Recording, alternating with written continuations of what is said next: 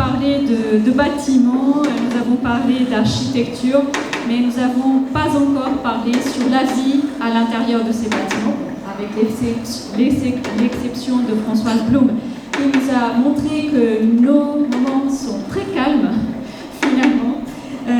Donc j'ai la chance d'être parmi des résidents avec Sidoine, Daniel et Omar qui vont nous parler de leur quotidien au sein de la Cité internationale, notamment à la Fondation Lucien Paye, mais aussi à la Maison du Maroc. Donc je vais commencer par Sidoine, qui est à ma droite, qui est résident à Lucien Paye, diplômé en art visuel et patrimoine, et qui va justement continuer les propos qui sont ceux de Cléa et de Colline. Il va nous parler un peu sur son lien avec l'architecture, avec l'art et avec le mobilier de cette maison de manière plus personnelle. Vous m'entendez? Merci Anna. Non.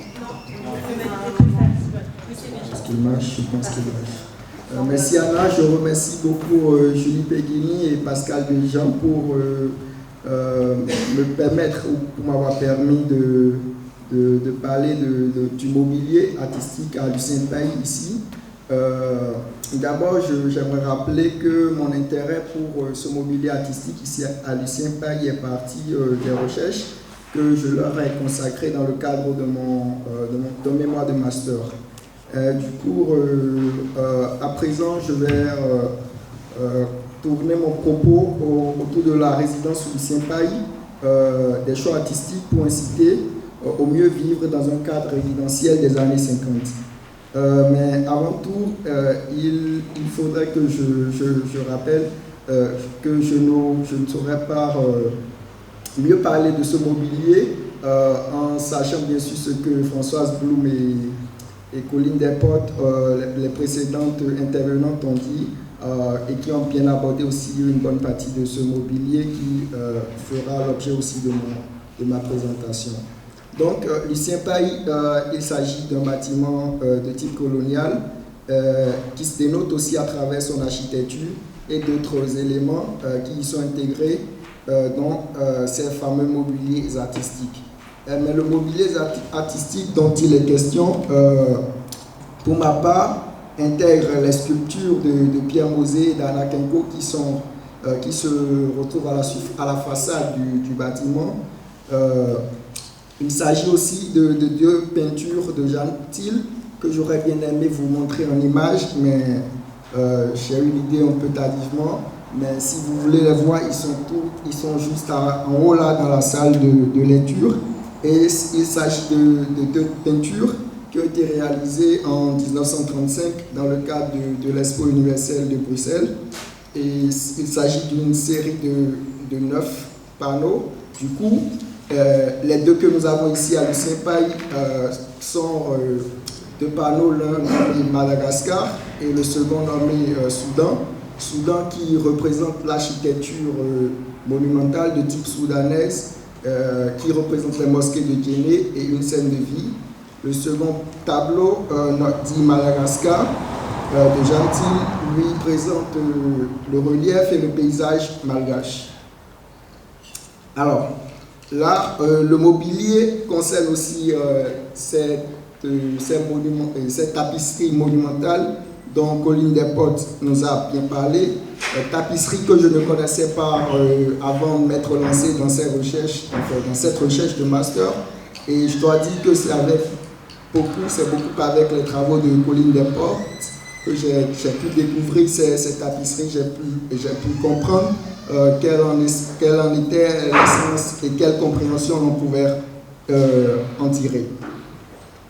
Du coup, comme l'a bien souligné Colline, cette tapisserie ont fait l'objet, dans cette tapisserie, Roger Besson a fait une juxtaposition, ce que moi j'ai appelé un montage d'images, en partant bien entendu de ces dessins, des dessins qu'il a pu faire pendant ses voyages dans ces territoires-là en Afrique. Alors, aussi, à la création de la Maison de la France d'Outre-mer, l'on a intégré au mobilier deux statues en bronze, que je ne sais plus si c'est Sybille ou si c'est Cléa qui nous les a présentées. tapisseries que l'on a après retirées de ce mobilier pour des raisons que je n'ai pas pu, que je ne connais pas exactement. Mais je crois que ces deux objets, ces statues en bronze, appartiennent actuellement à la collection du musée du Quai Branly, dont j'ai pu voir les images quand je consultais les archives lors de mes recherches. Lucien Paille également, on a un toit peint de l'artiste Ray Precoq, qui n'est pas dans cette salle ici, mais plutôt dans la salle, dans le bureau de l'intendance, juste à la droite quand vous entrez dans la maison. Lucien Paille, le mobilier artistique de Lucien Paille, c'est aussi des tableaux d'art contemporain réalisés par des résidents, des artistes plasticiens qui ont été résidents ici même entre les années 90 et 2005. Nous avons du coup des tableaux de deux artistes plasticiens congolais et un togolais. Bien entendu, il faudra mettre l'accent sur la décoration intérieure de la maison, le parquet et le sol qui a été inspiré par des tapis de type orientaux. Alors, face à tout ce mobilier, comment est-ce qu'on se sent en tant que résident dans ce cadre, bien entendu au milieu de tous ces éléments artistiques qui ont été intégrés à la résidence à l'ancienne Maison de la France d'Outre-mer dès sa création. Pour ma part, ce que j'ai pu constater, si par exemple je prends le cas de cet ensemble de tapisseries, n'auraient été les recherches que j'y ai consacrées, que je n'aurais jamais rien compris de ça, moi jamais j'aurais su que cette tapisserie abordait une grande partie de l'ancien royaume de Dahomey dont je viens à l'actuel Bénin. J'aurais jamais su que dans cette tapisserie il y avait le Moronaba et tout ça. Donc je remercie vraiment Colline pour son travail et sur cet ensemble-là, sur ce mobilier qui est vraiment méconnu. Le lien en tant que résident se dénote aussi, bien entendu, à la salle de lecture, quand on se retrouve à la bibliothèque pour travailler, étant l'espace, le seul vrai espace commun en fait, qu'on a si on veut étudier à part les cuisines, et qui constitue aussi un grand espace de rencontre. Il s'agit d'ailleurs de deux tableaux qui se font face l'une à l'autre, et je dois dire que quand ça permet quand même de réfléchir, de se sentir quand même un peu chez soi, même si on sait que ce sont des panneaux qui ont été réalisés dans un contexte anglo-colonial. Du coup, moi, en ayant fait l'aspect historique de comment on se ressent en tant que résident face à ce mobilier, je vais laisser la parole à Daniel, qui va bien vouloir nous parler de comment on se sent en tant que résident aujourd'hui à Lucien Paille. Je laisse Daniel nous le dire. Merci beaucoup Sidoine pour ce témoignage. Un témoignage qui permet de voir que les bâtiments de la cité inspirent aussi la recherche, donc c'est formidable. Merci beaucoup. On passe justement à Daniel, Daniel Abidjo, qui est résident aussi à Lucien Paille, qui est conservateur du patrimoine. Et je voulais m'adresser surtout à toi pour te demander comment tu vis au quotidien, comment est vivre dans ce bâtiment de Lucien Paille. C'est très différent d'habiter par exemple à la maison des étudiants suédois, le directeur est là-bas, donc une maison de 40 chambres. C'est très différent d'habiter à la Deutsche de la Meurthe, où il y a 7 pavillons différents. Ici, comment se construit le vivre ensemble, comment est construit aussi toutes les activités culturelles de la maison. La maison est très très riche en activités. Voilà, merci. Merci à Sidoine d'avoir apporté le décor, merci à toi aussi. Et disons que je suis très heureux et très fier en tant que Béninois et disons chauvin comme un Français de voir quand même dans la présentation de Colline que quand même l'histoire du Bénin, notamment du Dahomey, a beaucoup influencé la création artistique de la maison. Et de voir aussi que dans la représentation du drapeau de la fiance, par exemple, il y a des codes dahoméennes qui ont été repris dans tout ça. Bon, la première des choses à dire, c'est que moi je me suis intéressé à l'histoire de la maison déjà à partir de l'article de Françoise Boule qu'elle a publié. Très tôt en arrivant dans la maison, moi j'ai lu l'article et j'ai vu que, effectivement, comme tu l'as mentionné, que Diouf habitait dans la chambre 238. Donc, je suis allé à la chambre 238 pour toquer, pour voir qui habite maintenant dans cette maison, parce que j'étais curieux de voir quand même. La deuxième chose, mon deuxième intérêt pour la maison aussi est venu du fait qu'il n'y a pas très longtemps, dans le cadre de l'expression Paris Noir, j'étais encore au centre Pompidou. Malheureusement, je suis arrivé un peu trop tard, mais je devais quand même travailler sur une partie de l'expo. Et je me suis beaucoup intéressé. J'avais retrouvé des archives aussi à Pierrefitte sur la maison et tout. Et donc j'avais fait des propositions dans le cadre de l'expo pour qu'on voit comment est-ce qu'on pouvait intégrer l'histoire de cette maison dans le parcours. Malheureusement, cela n'a pas été fait parce que je suis arrivé, disons, un peu trop tard. Donc voilà, un peu mes intérêts pour la maison. La question qui m'a été posée, pourquoi Lucien Paye, pourquoi pas Delchelamet, pourquoi pas une autre maison? D'abord, ce que je peux dire, déjà, on est dans un contexte où il y a des rénovations actuellement. Et par exemple, Sidoine, pendant les rénovations, est allé à Delchelamet. Moi, je suis resté ici. Et chaque fois, j'allais à Delchelamet pour rendre visite. J'ai aussi, ou bien nous avons aussi beaucoup d'amis qui vivent dans d'autres résidences, la maison de la francophonie, par exemple, la MPF, la maison des provinces de France, par exemple, qui ont, disons, dans leur chambre presque tout. Donc, on peut dire qu'on peut les envier sur le cadre matériel, c'est-à-dire qu'ils ont, par exemple, dans leur petite chambre, dans les 12 mètres carrés, ils ont une cuisine, des toilettes et tout ça. Nous, on n'a pas absolument tout ça dans nos 12 mètres carrés. Ici, on n'a pas la cuisine, on n'a pas les toilettes non plus. Mais si vous me demandez si j'ai envie d'aller vivre là-bas, je vous dirai non. Parce qu'en réalité, eux, ils n'ont pas le vivre ensemble que nous avons. Et ce vivre ensemble vient au fait de la structure même du bâtiment. Vient au fait, disons, que du désavantage que nous avons.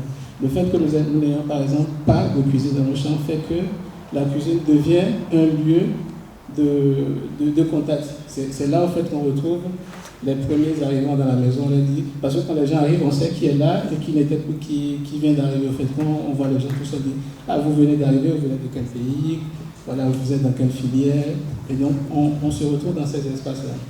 Le deuxième lieu qui est aussi un lieu très important, c'est la salle télé. Dans cette maison, il y a beaucoup de fans de football. D'ailleurs, il y a Biram qui est là, qui a été chargé d'un sport l'année dernière. Il faut dire que depuis 2 ans, on a été 2 fois vice-champion de la cité football, donc on est très constant. Donc, cette année, on espère quand même remporter le trophée, ça fait partie des objectifs de la maison. Et donc, la salle télé, c'est un lieu qui est très important. Donc, on fait ensemble, on regarde les matchs de foot ensemble, on ne supporte pas les mêmes équipes. Donc, c'est très intéressant, on se critique en tant que supporter de telle ou telle équipe. Et la CAN dernière, par exemple, dans cette maison, a été un moment extraordinaire. Un moment extraordinaire parce qu'il y avait presque tous les ressortissants des pays qui participaient à cette CAN-là. Moi, par exemple, le Bénin ne participait pas à la CAN. Donc, c'était l'occasion pour les autres de nous taquiner pour dire que le Bénin ne faut rien. Bon, voilà. Donc, ça, c'est des façons de vivre qu'on ne voit pas chez les autres. Et on remarque aussi que les autres viennent regarder les matchs de foot chez nous. C'est pas qu'ils n'ont pas de télé chez eux, ils ont la télé, ils ont tout. Mais ils préfèrent quand même venir ici pour suivre les matchs de foot parce que c'est ici, il y a une ambiance qui est différente de ce qu'on retrouve dans les autres maisons. Et donc, à la fois, on regarde le foot, mais on va aussi jouer ensemble les samedis ou un autre jour. On peut décider sur un coup de tête, on joue ce soir. Les gens disent, OK, on joue, on se retrouve. Et à la fin des matchs, par exemple, on peut se poser et faire des débats qui n'ont rien à voir avec le foot, par exemple. Et des débats qui souvent ont à voir avec nos conditions de vie en France. Qu'est-ce que ça dit d'être noir en France, d'être étudiant en France? Voilà, qu'est-ce que ça dit de parler le français, de ne pas bien parler sa langue? Donc il y a beaucoup de questions qu'on se pose entre nous, qui sont des questions essentielles pour nous. Donc voilà, donc il y a ces 2 espaces, et le troisième espace qui est très important aussi, c'est la salle dans laquelle on est, qui est donc la salle des fêtes. Donc c'est ici qu'on fait des shows, qu'on fait tout ce qu'on a envie de faire. Et donc voilà, voici les 3 salles que moi je trouve quand même extrêmement importantes. Disons aussi que les matchs pour entrer aussi sont des espaces très importants, parce que parfois les soirs on va s'asseoir là, j'appelle Thierry qui est dans la salle, est-ce que tu as une bouteille de vin? Il me dit oui, j'ai une bouteille de vin, ok, moi je suis dehors, il apporte, j'apporte des gobelets, j'apporte des chips, on s'assoit et on se retrouve, on bavarde, on se retrouve devant la maison. Donc voilà, donc on rencontre beaucoup de personnes dans la maison justement parce qu'on n'a pas tout ce qu'il nous faut dans le champ. Si on avait tout, c'est sûr qu'on ne serait pas sorti pour aller discuter avec les gens.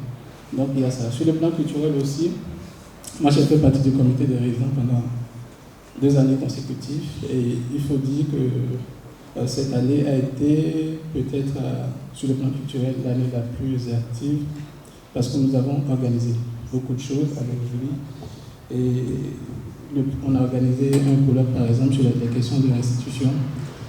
Et sur ce sujet, par exemple, il y a une association de recherche de provenance qui a vu le jour ici dans cette maison.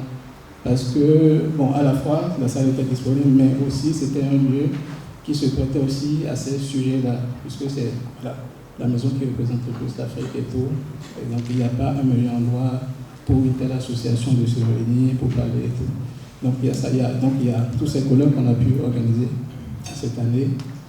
Et bon, j'espérais qu'on allait faire des questions-réponses pour que je puisse. Voilà, si tu peux me relancer plus tard, je vais rebondir sur ces 2 éléments dont je n'ai pas pu aborder.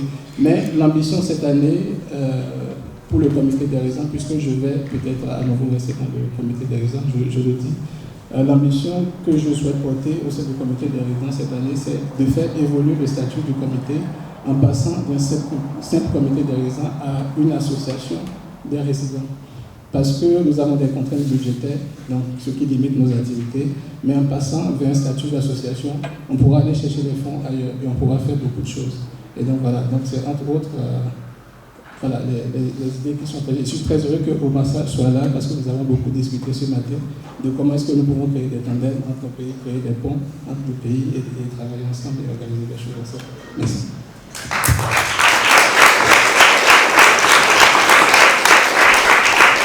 Merci beaucoup Daniel. Donc après cette intervention, il faut que Omar soutienne et défende sa cause de la Maison du Maroc.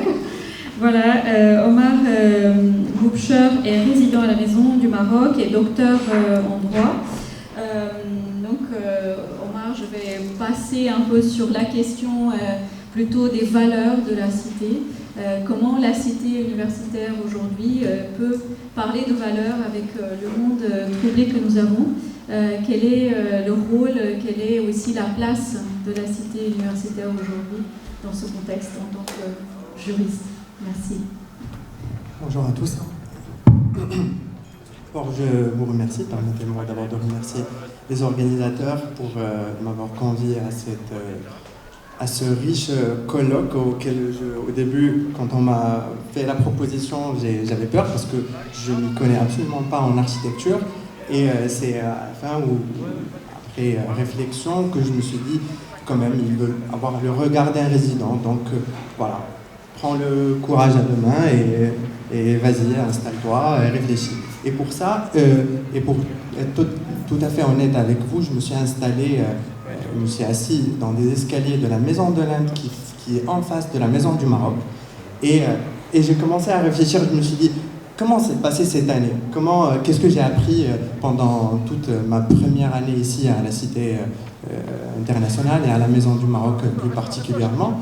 Et c'est là où je me suis rendu compte qu'avec un peu de recul, que la Maison du Maroc est, quand nous on aime appeler MDM, voilà, tout le monde à la Maison du Maroc, personne ne l'appelle soit la maison, soit MDM. Voilà, personne ne l'appelle Maison du Maroc, sauf les externes. Donc, et plus un lieu qui est ouvert et porté par une tradition d'hospitalité, qui accueille des étudiants internationaux et marocains. Et si je parle sous le contrôle de monsieur le directeur, je crois que c'est à peu près le tiers des résidents, peut-être plus ou moins. Et dans un esprit de brassage et de dialogue interculturel. Et cet esprit, j'ai envie de dire, il se fait spontanément, que ce soit, comme a dit Daniel, dans les cuisines, dans les espaces communs, pour un premier contact. Et il est nécessairement maintenu et entretenu par le comité des résidents, qui au passage est très dynamique et il propose beaucoup d'idées. Donc, notamment à travers des activités qu'ils organisent au cours de l'année. Et donc, mais au-delà de ces initiatives, cette prise de recul m'a permis de m'apercevoir que quand même, cette architecture, juste le fait d'habiter dans une architecture qui a une histoire, cette architecture des espaces rend possible le vivre ensemble. Le vivre ensemble qui est une des plus grandes valeurs, ou des valeurs nécessaires, enfin essentielles de la cité internationale. Et pour cela, je vous propose, mais rapidement, de me suivre dans une espèce de petite... Je ne sais pas si vous avez eu l'occasion ce matin de visiter la Maison du Maroc, mais je vous propose de faire une visite guidée, mais cette fois-ci par un résident, mais pour voir un peu les endroits les plus importants pour un résident dès qu'il arrive, dès qu'il entre. Il a, dès le début, à part évidemment les cuisines pour bien se nourrir et s'entretenir, il a pour objectif de réussir ses études. Il quitte sa maison, son chez-soi, pour venir réussir ses études. Donc il se retrouve à la bibliothèque. Et notre bibliothèque, quand même, elle est assez particulière. Parce qu'on a de la chance d'avoir un patio. Un patio, elle est ouverte sur un patio andalou avec des décorations, avec des petites fontaines, ce qui permet, et tout un cadre vitré qui permet, qui crée un sentiment d'apaisement et de sérénité qui est nécessaire pour réussir les études. Et c'est aussi l'endroit où on a nos premiers regards en face de l'autre.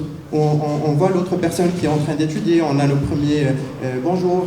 Voilà, mais c'est des éléments simples, mais dans la vie d'un résident, d'une nouvelle personne, sont très très importants.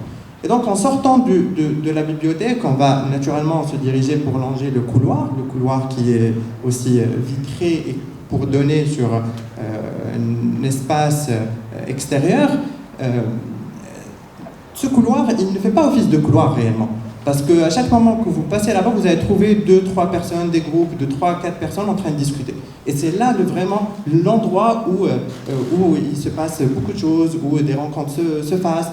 Et donc, pour arriver au bout de ce couloir, on a la salle d'exposition que vous avez certainement vue ce matin, qui permet aussi, qui est une véritable galerie d'art. Qui est une véritable galerie d'art dans la MDM. Et je dirais, elle permet d'attiser la curiosité des résidents et de nourrir un peu leur sensibilité artistique, parce qu'on a tout au long de l'année des vernissages, des expositions.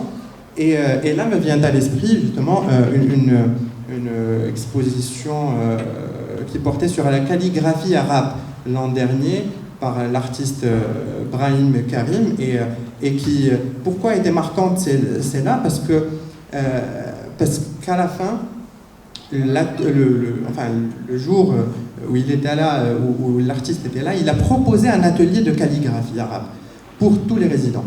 Et ça a connu un engouement particulier, un fort engouement chez les résidents, et donc où ça a permis de rassembler des résidents chercheurs, étudiants internationaux ou marocains qui n'ont jamais écrit l'arabe, mais qui découvrent un peu cet art.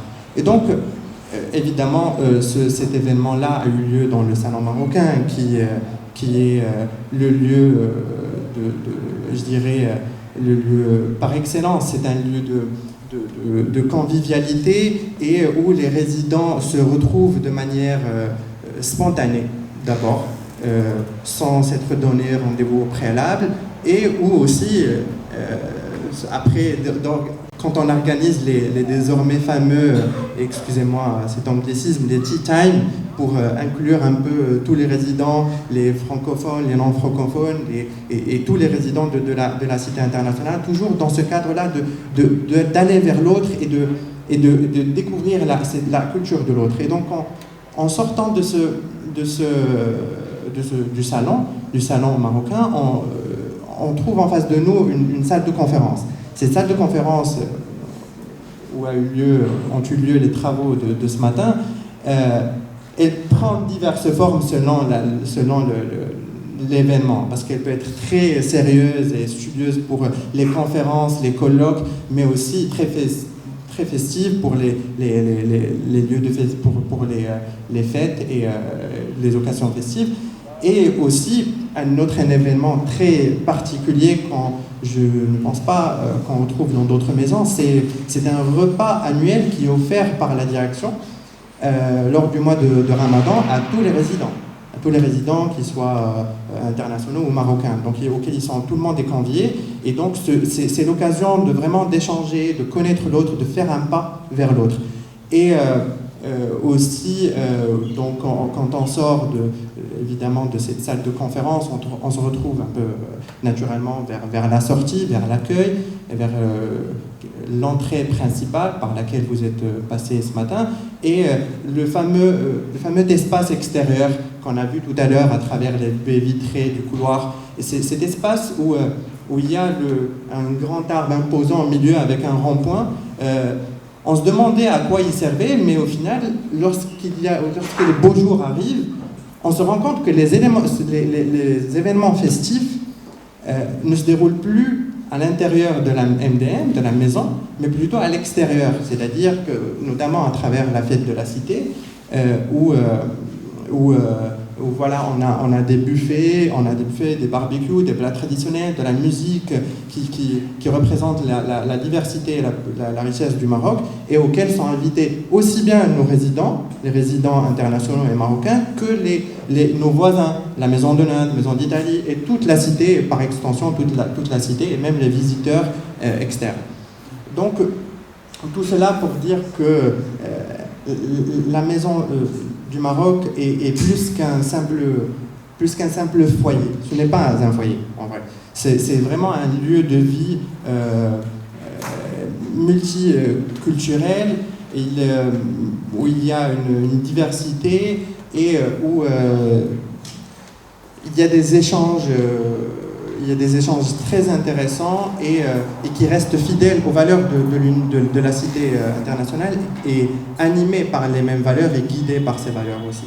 Donc voilà, c'est un peu la présentation et aussi aux dernières choses, et je trouve ça très important pour faire le lien en gros avec et je me permets pour les spécialistes, avec l'architecture.